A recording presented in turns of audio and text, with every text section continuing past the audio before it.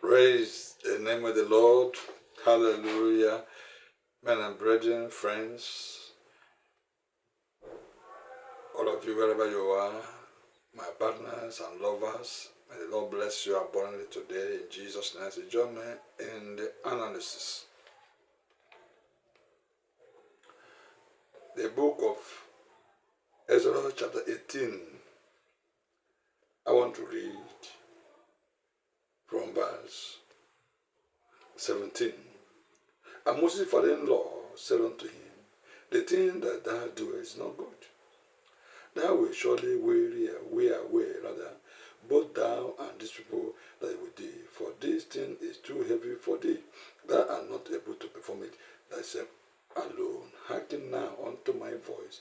I will give thee counsel, and God shall be with thee. Be thou for the people toward God, that be thou for the people to God word, that thou mayest bring the causes unto God. And thou shalt teach them ordinances and laws, and shalt show them the way wherein they must walk, and the work that they must do. Moreover, thou shalt provide out of all the people able men, such as fear God. It's very important whatever we do. Do you fear God? You have the fear of God. If you have the fear of God, nobody will induce you. Nobody will lobby you to do justice and judgment against your conscience and do things that are against your conscience. Things that we will regret later on. Listen to me, there's life after death. Men of truth, hating covetousness, and place such over them to be rulers of thousands and rulers of hundreds, rulers of fifties and rulers of tens. Let them judge the people at all seasons, and it shall be that every great matter they shall bring unto thee, but every small matter they shall judge. So shall it be easier for thyself, and they shall bear the burden with thee. If thou shalt do this thing, and God commanded thee, so then thou shalt be able to endure. All these people shall also go to their place in peace. Where there are peace, there will progress, there have love.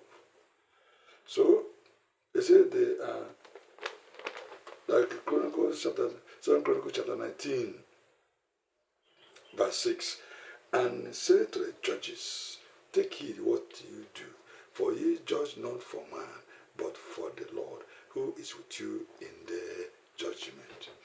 Let me tell you, I don't know whether any of you know what happened in the 80s, late 80s or 90s. There was a court case, a judgment that took place in Imo State, and there was a justice called Justice Bengawe. There was a case of murder in the law court. And the lawyers, they killed this woman's husband, they murdered the man in his farm. And the lawyers brought the hand of a monkey as a witness that this woman's husband was not killed. I forgot the man's name. And then the other side, who murdered that man in his farm, they were all, the judge, the lawyer, they engaged to defend them in that court. They brought monkey hand as a witness that this man, this woman that brought the hand of husband that was killed in the farm, it wasn't the hand of human being, it was the hand of monkey. And the lawyer, the counsel to the people that killed the man, said, for me to prove to you that this is not human hand, it's a hand of monkey, he bite that animal, that monkey hand, and chew it. With that, the judge decided to award the case on the side of who that killed the woman's husband. And once the matter was decided, do you know what happened? The woman, almost naked herself, bore Hikin, showed them her anus in that court, and said that God will judge finally. Do you know that one of the judge and the people that are involved in it perished in accident some months later. I tried to search out that, I could not find it, but it was a justice.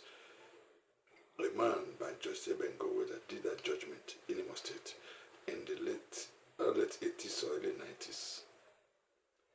And that was how the man who was going on a journey, his vehicle had an accident, he and most his family perished.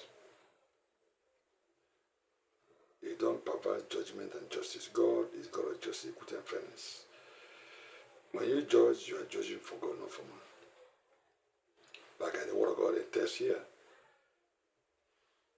If you're a lawyer, don't be on the side of evil, on the side of injustice. If you're a judge, don't be on the side of injustice. Because everything you do in life, whether good or bad, is a seed. If it's good things, you plant a good seed. If it's bad things, you plant a bad seed. And by the time the bad seed germinates, it produces evil seed in commensurate with the bad seed you sow. If the good seed that you sow germinated, it also bear fruit in commensurate with the good seed that you sow. What a man sow, he shall reap. God is not mocked. Praise the Lord. The book of Matthew, chapter 16. Matthew chapter 16. I want to read verse 26 and verse 27. It says, for what is a man profited if he shall gain the whole world and lose his own soul? Or what shall a man give nation for his soul? Verse 27. For the Son of Man shall come in the glory of his Father with his angels, and then he shall reward every man according to his works. What are we doing in life? We are doing for God. You want to exist on your own making. You want to exist on your own power or mind. Every one of us are answerable to God. God, the ultimate taker of our account of life. What we do here, and then reward hereafter. If you do good, you receive good reward hereafter. And that's what the Bible says, for God so loved the world, he gave his only begotten Son, that whosoever believes in him will not perish, but have everlasting life. But when you believe on him, there's a kind of life you must live. You don't live anyhow life. You don't live life that it doesn't matter. After all, you think that everything ends here. No, everything doesn't end here. Are you a president? You are a president there for God. You are account to God. Are you a governor? Are you a prime minister? Are you a king? Are you a captain of industry? Are you a judge? Are you a lawyer? Are you a businessman? Are you even a pagan? You will account. Everybody will account for this God, good or bad. Are you a Christian? Are you a pastor? Everybody will account for God. Evangelist, whatever office you occupy, handle that place as if you are handling for God, and you will give account to God one day. You will give account to God. One day, a day shall come, you will account for it. Remember, no man live forever in this world. You will not live forever in this world. You have no power to live forever in this world. It's only God that has the power to live forever. So, beware whatever you do. Are you a husband? Are you a wife? Remember, you will account to God. Whatever you do in the secret, in the open. Praise the Lord. I want to end here. Join me next time. The Lord bless you.